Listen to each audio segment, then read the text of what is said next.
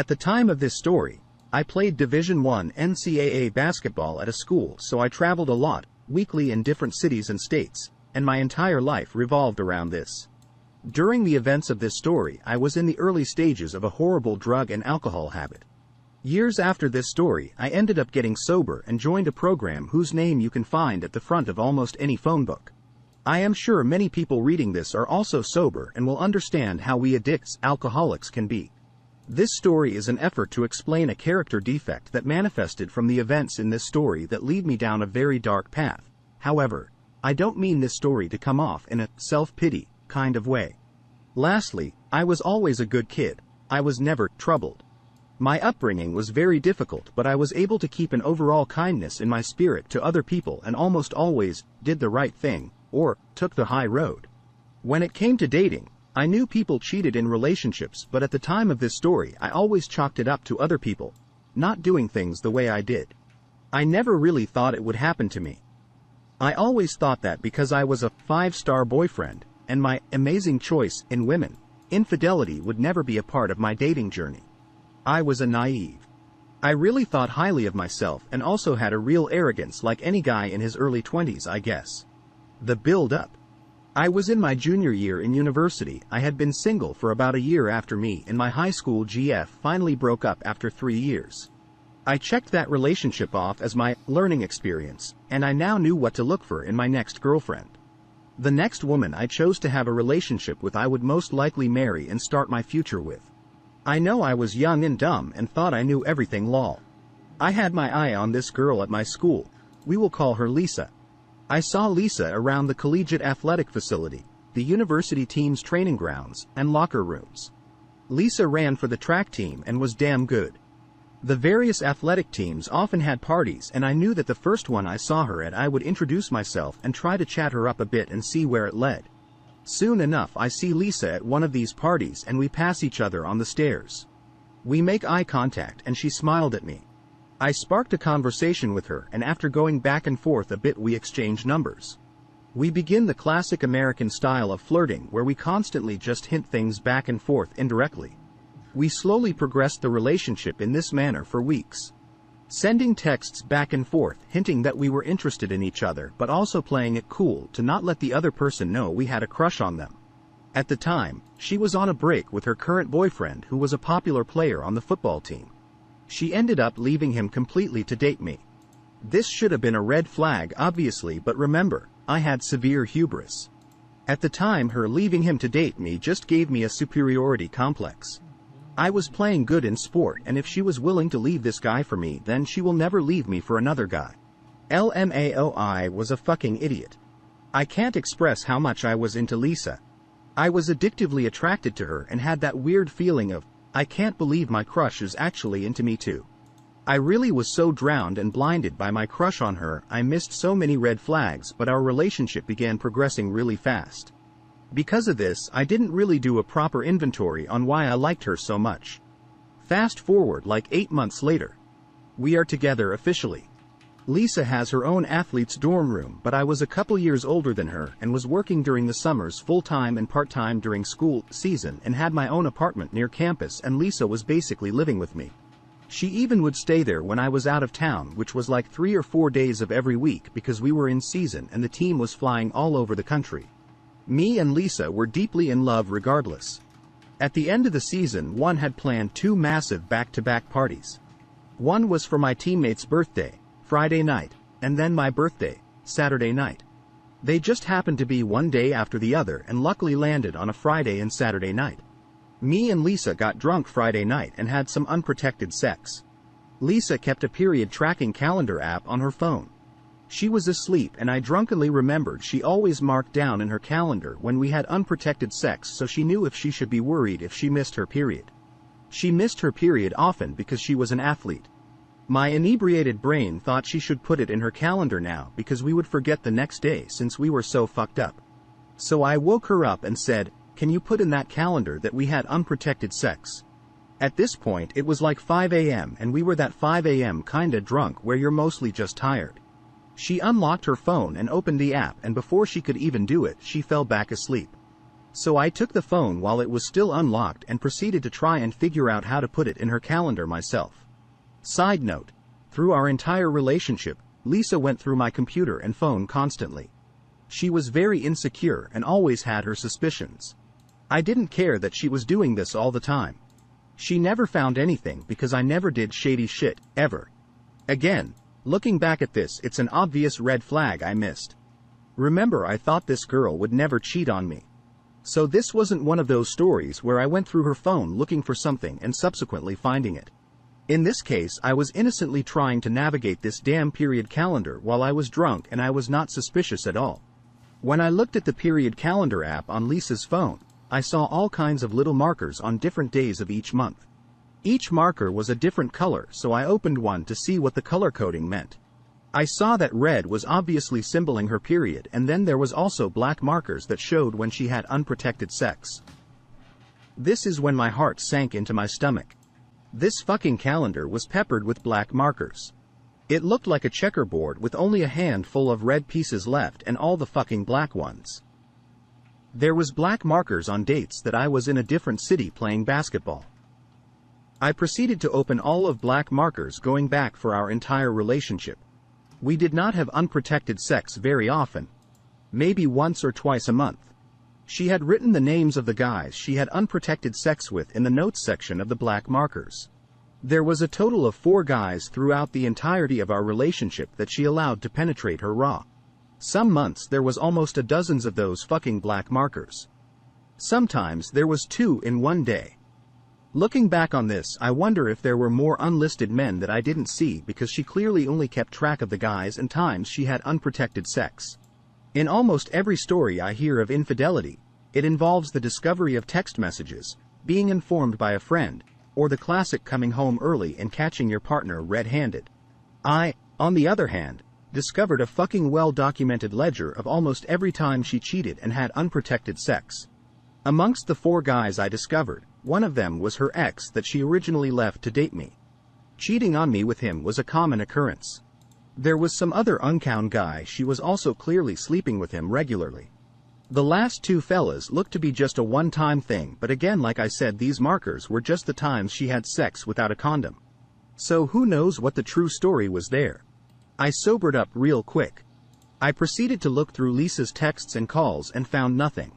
However, at the time, Android phones had a folder where you can see deleted texts but not the contents of the messages.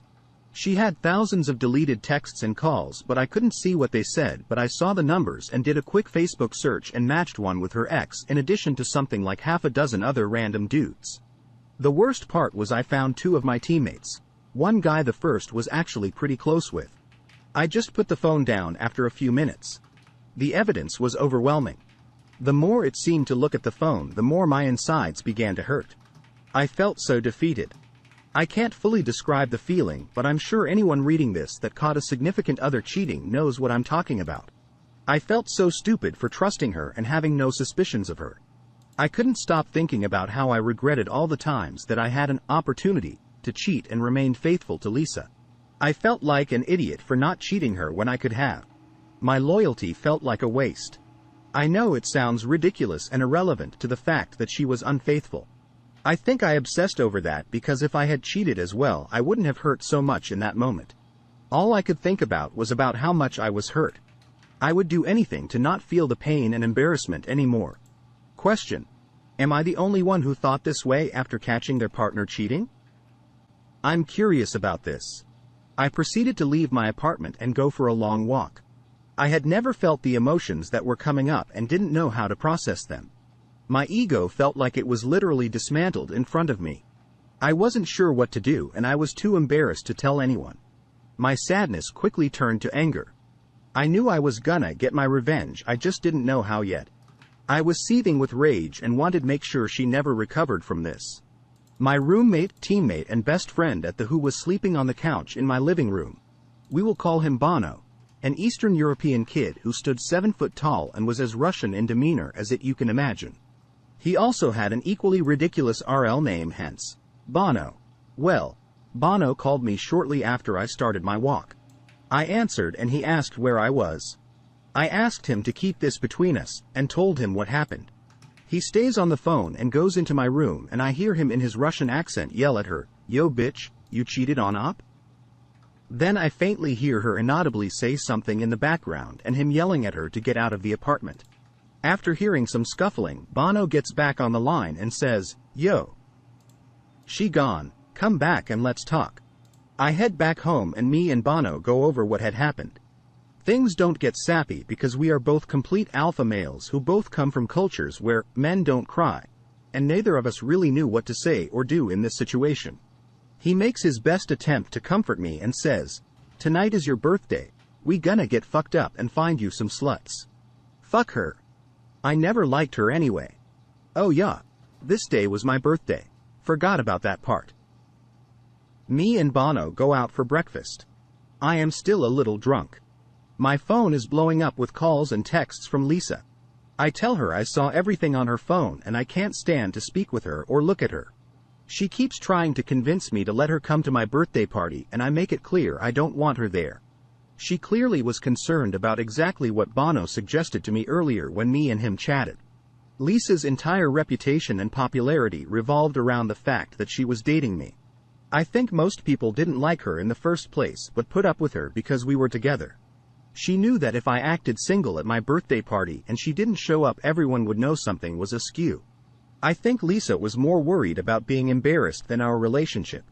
I don't remember much of what happened that night. But one of my friends sent me a little package for my birthday from California filled with some really good weed, hash, moon rocks, some pills, and the devil's dandruff, and I proceeded to do a glorious swan dive into an intoxicated oblivion. All I remember is sitting on my chair at the pregame for my party.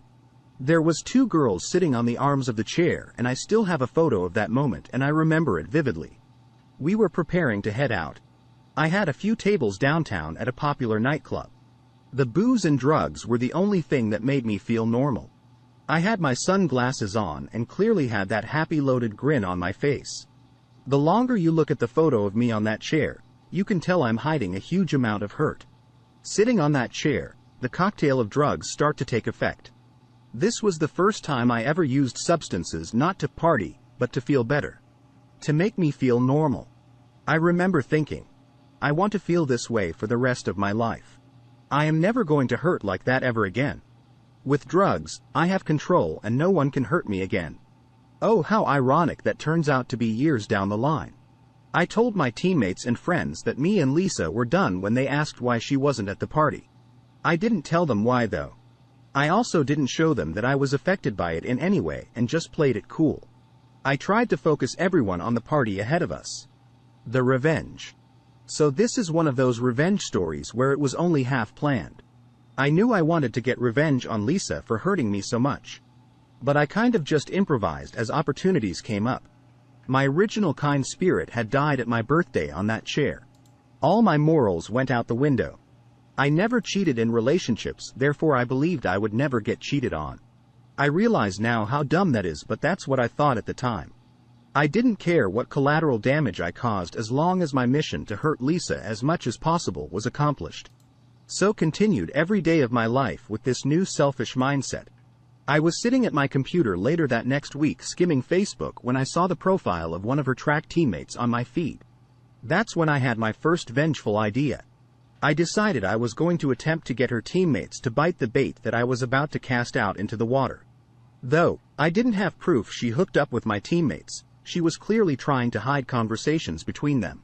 So I was going to see how many people who are close to here I could passionately hug. Luckily, I had more options than she had when cheating on me. A women's track team is much larger than a men's basketball team. Also much better looking winking face.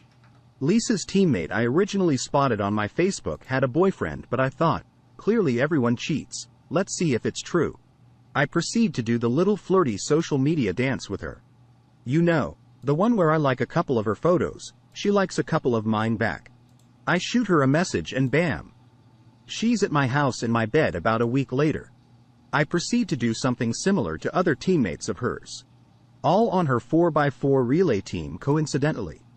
2 of the 3 girls I passionately hugged had boyfriends and subsequently cheated on them with me, which gave me some real mixed emotions. It stroked my broken ego and also made me bitter and sad. giving me one of those "women ain't shit, none of them are loyal" attitudes. This is such a typical story of while fighting monsters I became a monster.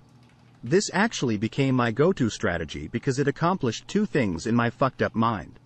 It exposed a cheater, but more importantly, if they were willing to cheat on their boyfriends, they would A. Be more secretive about it, which meant the drama that would ensue when it came out would be elevated, and B. It made me feel better about Lisa cheating because it proved it wasn't me that was the problem. It was women that were the problem. I know it's fucked up, but that's what I thought back then. I started to collect something from every girl that I hooked up with, like a bra, a pair of panties, or some jewelry, etc. Not for some creepy reason, but this is important later and was a part of my plan. Sometimes I didn't even have to try. One girl left a pair of very distinguishable shoes. I knew Lisa would know whose shoes they were.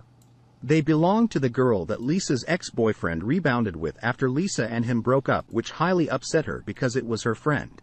Now it would upset her more because that same girl slept with both of her ex-boyfriends.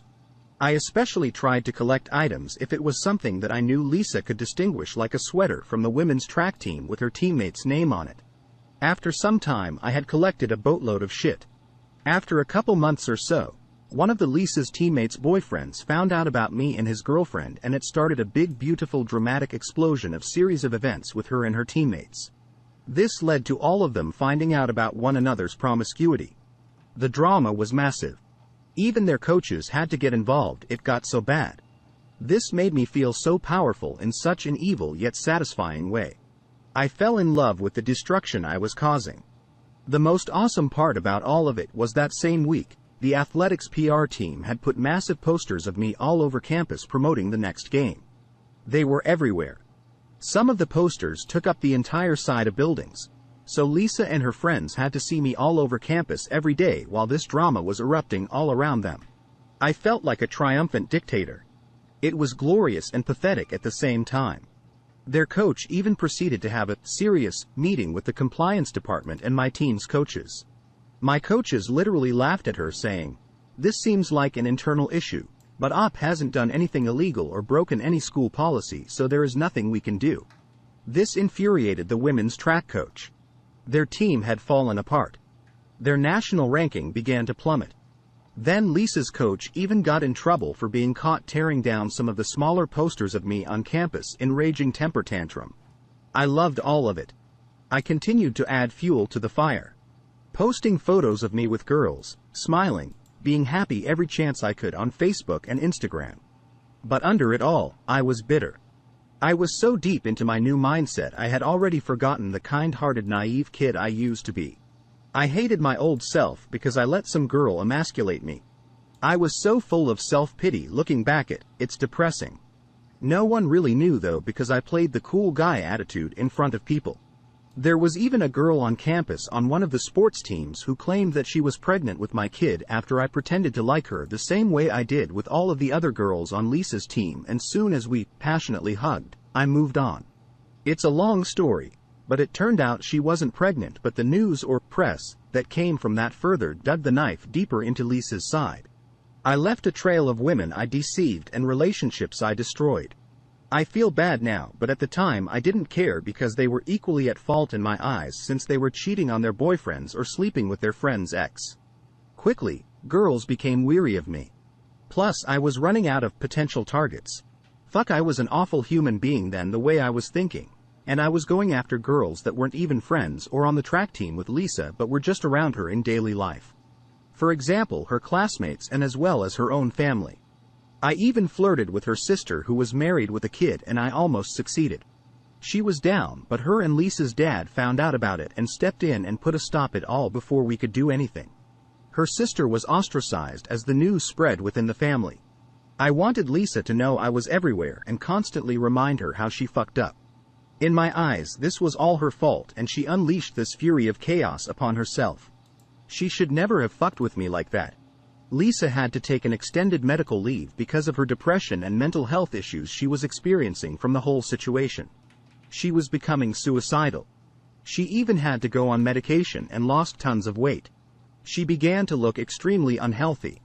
The whole mess was torturing her, and the more she hurt the better I felt. At this point I had already inflicted more damage than she did to me, but I had become addicted to the feeling of power.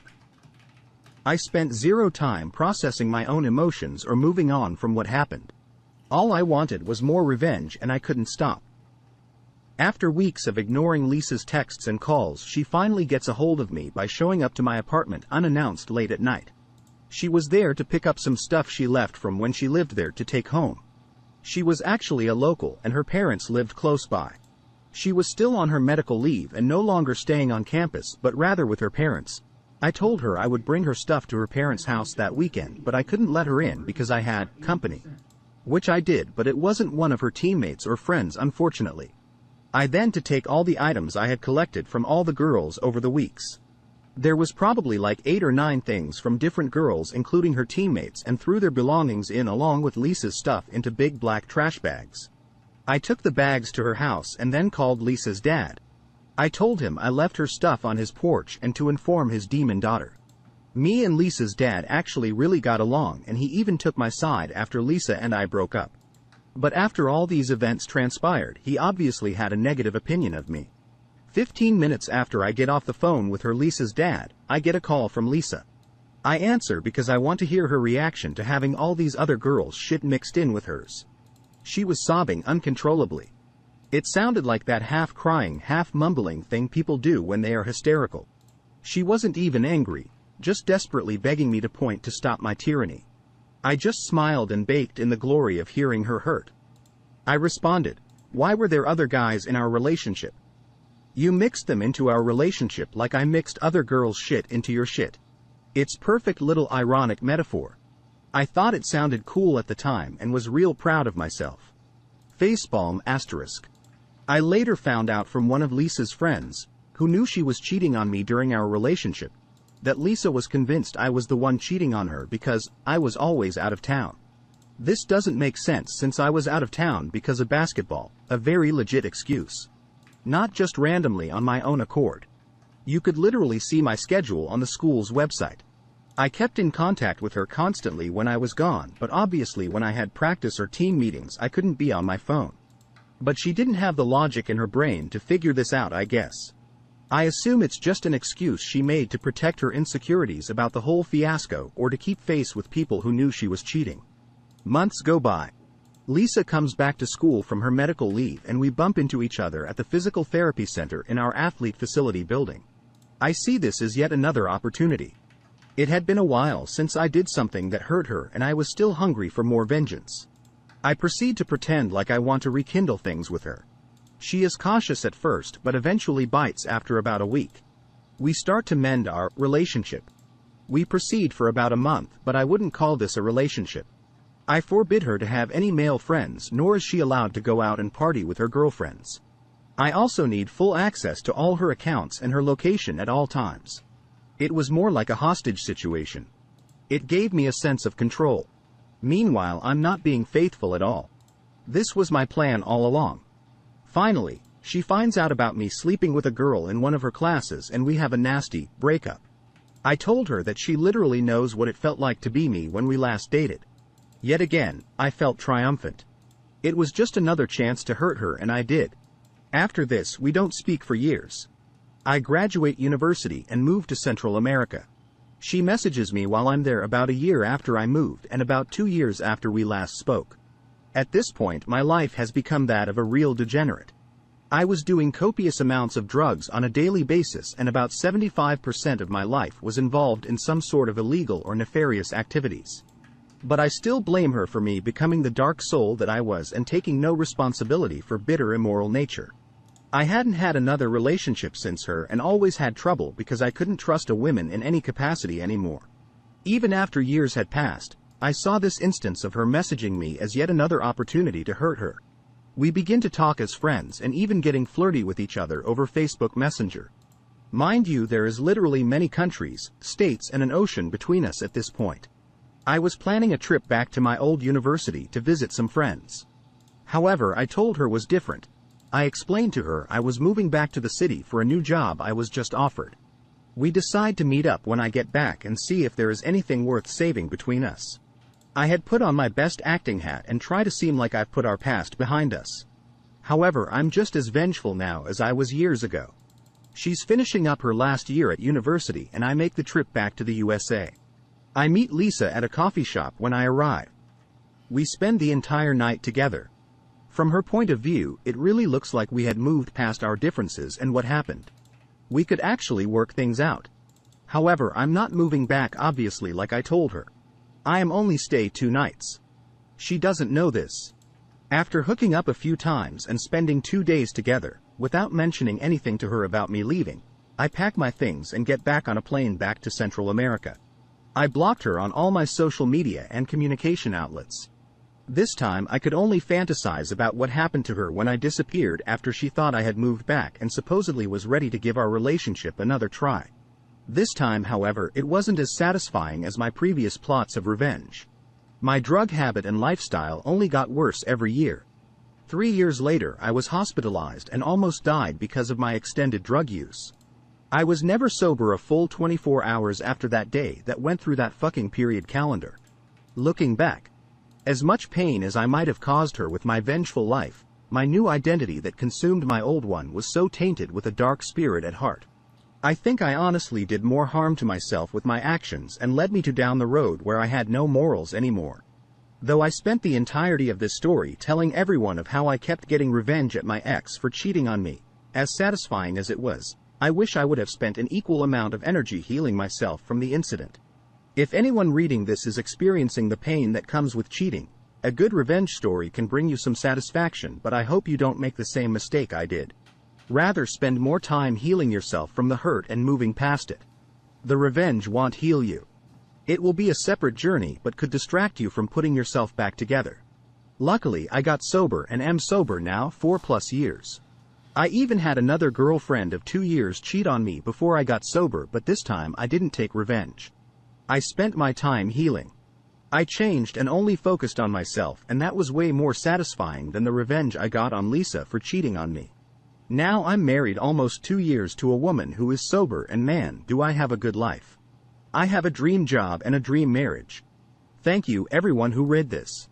Sorry if it wasn't well written. I never write like this, but I have never told the full story in detail before and I got a lot out of writing it. Mostly what I hope to get from this is to share my experiences doing horrible things but feeling an immense satisfying feel from it where it's almost addictive. And morphing from generally a good person to a relatively dark evil one. Obviously people have dark moments, but I feel like my personality and psyche has never been the same since that experience. I'm looking forward to any responses to the people willing to read this shit. Written by commenter, TLDR. Op dated a woman a few years younger than him in college, Lisa. Lisa kept a period tracker and kept when she had unprotected sex. While documenting their sex for GF who had fallen asleep, Op saw she had been having unprotected sex with at least 4 dudes since they had been dating. Op's roommate kicked her out. Op decided to get revenge. This started with fucking all 3 of her relay partners, track team, which eventually led to the team crashing. They also had BFS. So Op used this as fuel to say that women are the problem, not him. At this time Op starts going down the rabbit hole with drugs and alcohol. This continued on for a long time, and Op started keeping an item from women that would be identifiable to Lisa for his plan. He would purposely target, own words, girls close to Lisa so drama would be worse, and he would have more ammunition to hurt her. Lisa took a mental health break from depression, and came to Op's house asking for her stuff back. He brought it to her parents and put all the items he had been collecting. She called him crying and he reveled in it. Months later, they run into each other at PT and he convinces her to give it another shot, knowing it's a game.